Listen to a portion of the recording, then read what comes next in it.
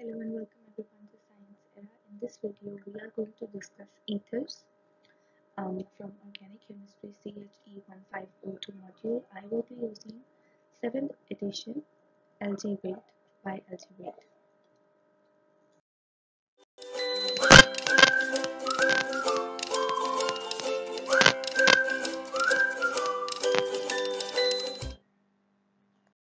Introduction to ethers. Ethers are compound of formula ROR, where R and R may be alkyl groups or aryl benzene ring groups.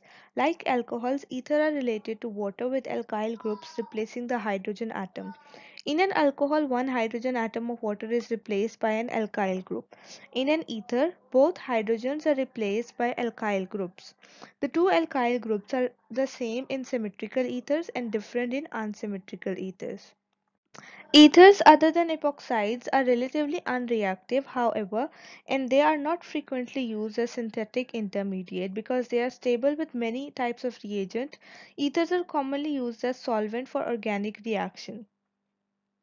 The most important commercial ether is diethyl ether, often called ethyl ether or simply ether. Ether is a good solvent for reaction and extraction, and it is used as volatile starting fluid for diesel and gasoline engines.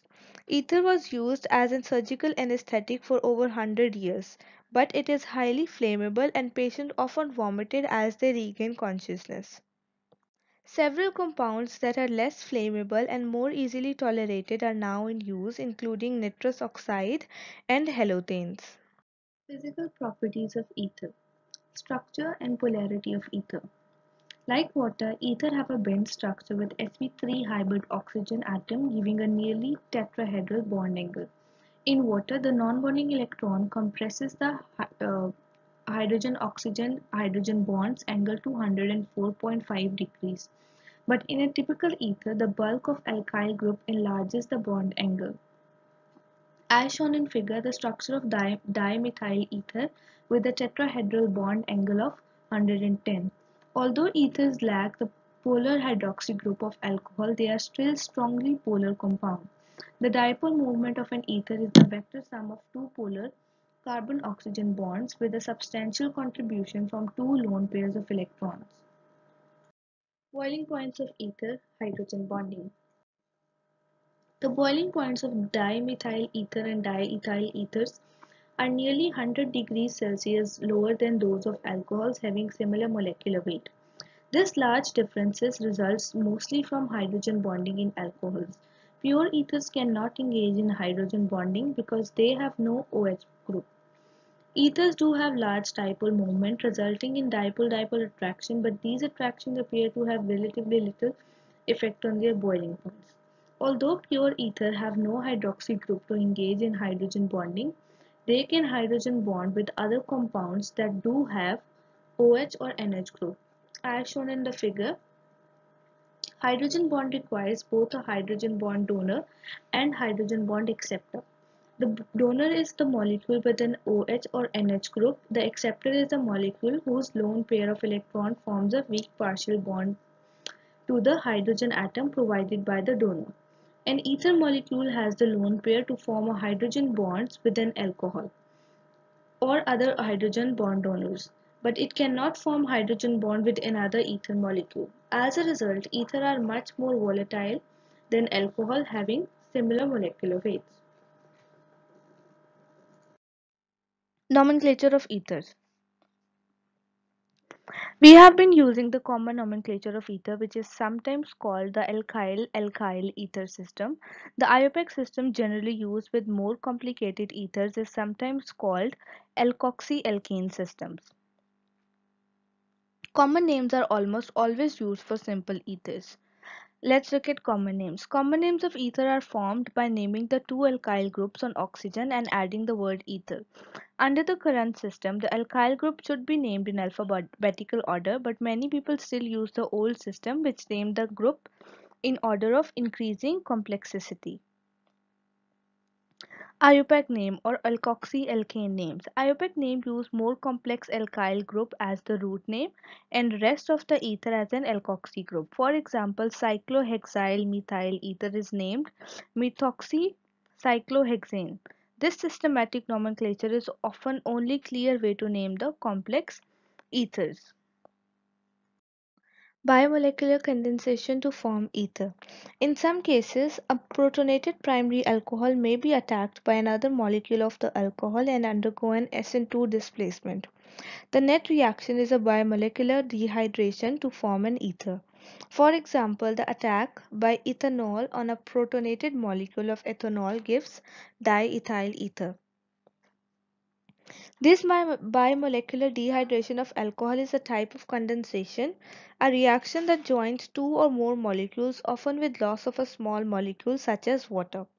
This method is used for industrial synthesis of diethyl ether or dimethyl ether. Under the acidic dehydration condition, two reaction competes. Elimination, dehydration to give an alkene competes with substitution, condensation to give an ether. The substitution reaction is favored around 140 degrees Celsius and below. Elimination is favored around 180 degrees Celsius and above. Diethyl ether is produced industrially by heating ethanol with an acidic catalyst at around 140 degrees Celsius. Williamson ether synthesis.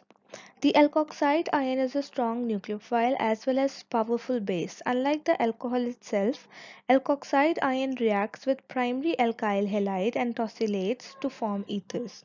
This general reaction is called the Williamson ether synthesis. Is an SN2 displacement. The alkyl halide or tosylate must be primary so that a backside attack is not hindered. When the alkyl halide is not primary, the elimination usually results. Williamson ether synthesis is divided into two steps. In first step, it formed the alkoxide of the alcohol having the more hindered group. Step 2, the alkoxide displaces the leaving group of good SN2 substrate. For example, synthesis of cyclopentyl ethyl ether is an example of Williamson ether synthesis. In this, In Williamson ether synthesis, the alkyl halide or tosylate must be a good SN2 substrate, usually primary. In proposing a Williamson synthesis, we usually choose the less hindered alkyl group to be a halide or tosylate and more hindered group to be alkoxide ion. We chose less hindered alkyl group to serve as alkyl halide because it will make a better SN2 substrate. And we choose more hindered alkyl group to form alkoxide because it is less sensitive to steric hindrance in the reactions. Williamson ether synthesis. The Williamson ether synthesis is the most reliable and versatile ether synthesis. This method involves the SN2 attack of an alkoxide ion on an unhindered primary alkyl halide or tosylate. Secondary alkyl halides and tosylates are occasionally used in Williamson synthesis, but elimination competes and yields are often poor. The alkoxide is commonly made by adding sodium, potassium, or sodium hydride to the alcohol. Synthesis of phenyl ethers. A phenol aromatic alcohol can be used as an alkoxide fragment, but not the halide fragment for Williamson's ether synthesis. Phenols are more acidic than aliphatic alcohols, and sodium hydroxide is sufficiently basic to form phenoxide ion. As with other alkoxides, the electrophile should have an unhindered primary alkyl group and a leaving group. Cleavage of ether by HBr and HI, hydrogen bromide and hydrogen iodide. Ethers are cleaved by heating with HBr or HI to give alkyl bromide or alkyl iodides. Ether are unreactive towards most bases, but they can react under acidic conditions. A protonated ether can undergo substitution or elimination with an alcohol serving as a neutral leaving group. Ether react with concentrated HBr and HI because these reagents are sufficiently acidic to protonate the ether, whereas bromide and iodide are good nucleophile for substitution. Under these conditions, the alcohol leaving groups usually react further with hydrogen halide to give another alkyl halides. In effect, this reaction converts a dialkyl ether into alkyl halide. The conditions are very strong, however, and the molecule must not contain any acid-sensitive functional groups. Iodide and bromide ions are good nucleophiles but weak bases. so they are more likely to substitute by SN2 mechanism than to promote elimination by E2 mechanism. Cleavage of an ether by HBr or HI mechanism. Ether are cleaved by nucleophilic substitution of bromide ion or iodide ion on the protonated ether. The cleavage is divided into three steps. Step number 1, protonation of ether to form a good leaving group. Step number 2, SN2 cleavage of protonated ether. Step 3, conversion of the alcohol fragment to the alkyl halide. It does not occur with phenols. This conversion can occur by either of the two mechanisms, depending on the structure of alcohols and the reaction condition. The protonated alcohol undergoes either SN1 or SN2 substitution by bromide ion. In the following example, cyclopentyl ethyl ether reacts with HBr hydrogen bromide to produce cyclopentanol. By this displacement, cyclopentanol reacts further with HBr, though, so the final products are ethyl bromide and bromocyclopentane. Phenyl ethers. Phenyl ethers, one of the groups bonded to oxygen is a benzene ring.